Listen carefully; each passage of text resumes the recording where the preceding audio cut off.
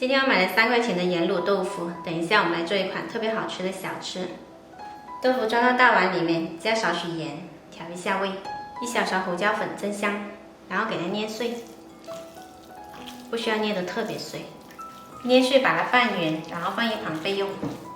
接着再来准备一些韭菜切碎，加入一点点肉末，来调一下味，加入少许盐，一点点食用油，然后给它拌匀。韭菜呢，我们要现做现调味，提前调味它很容易出水的。再来打3个鸡蛋，然后把它打散。现在我们就可以来做造型啦，拿一点点豆腐放在手掌心，给它压平。接着在中间放上韭菜馅，上面再盖上一层豆腐，不要太厚。然后2只手这样子协调的把它压紧，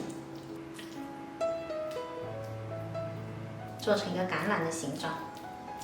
好了，做出来是这样的形状，然后裹一层鸡蛋液，然后在面包糠里面滚1圈，裹成这样就可以下锅炸了。锅里我们热油，等到油温呢大概4、5成热的时候呢，就可以把它放进来炸。全程要保持小火炸哦，一边炸一边多翻动，动作要轻一点，不然很容易戳破咯。大概炸了6、7分钟，炸熟了就捞出来沥干油，再装盘。这款特别酥香的豆腐油酥就做好啦。喜欢的朋友可以试一下。